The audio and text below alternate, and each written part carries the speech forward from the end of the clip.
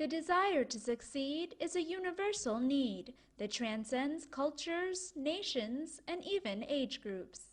And the recent influx of competitive educational programs and increased reliance on standardized testing scores has made educational achievement more competitive and more challenging than ever for students around the world. Scientists have studied the concept of intelligence for centuries, and instead of coming up with one definitive conclusion as to its origins and properties, the debate between nature versus nurture, book smarts versus street smarts, still carries on today.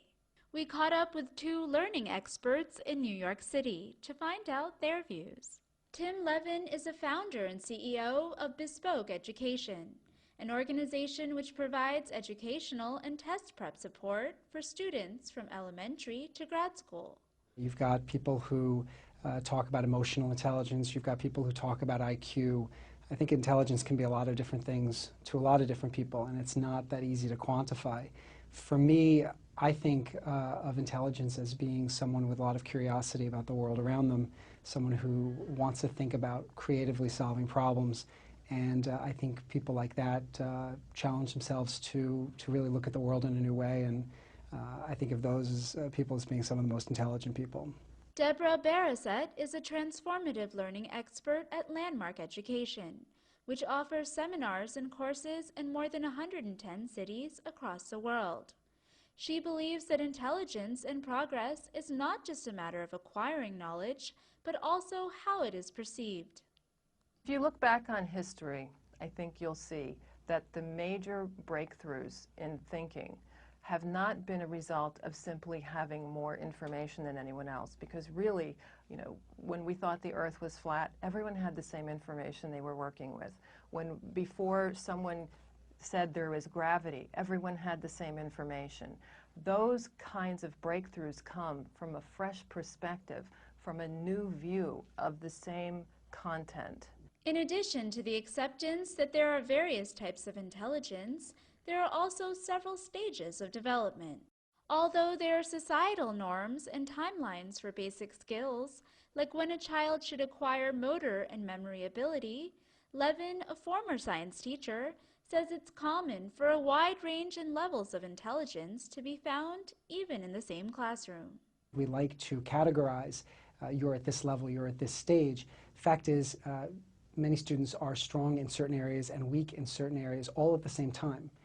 The challenge for a good classroom teacher and the challenge for the student is really to accentuate the things that you're really good at, try to do the best you can with the things that you aren't that good at.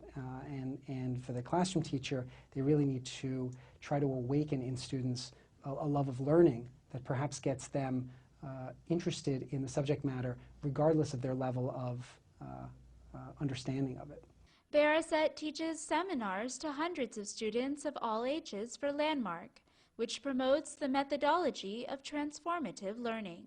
One way of educating students that makes all the difference in the world is if you can combine informative learning, where they're actually taking in information, with transformative learning, where the child is able to look at what is the conversation I have, the perspective I have about myself and my capabilities, or the perspective on the material.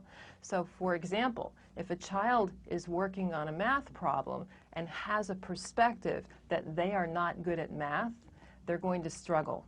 If the teacher can help the child realize that their current perspective is constraining and to actually take on that they are good at math, that math is easy, it will make all the difference in them succeeding.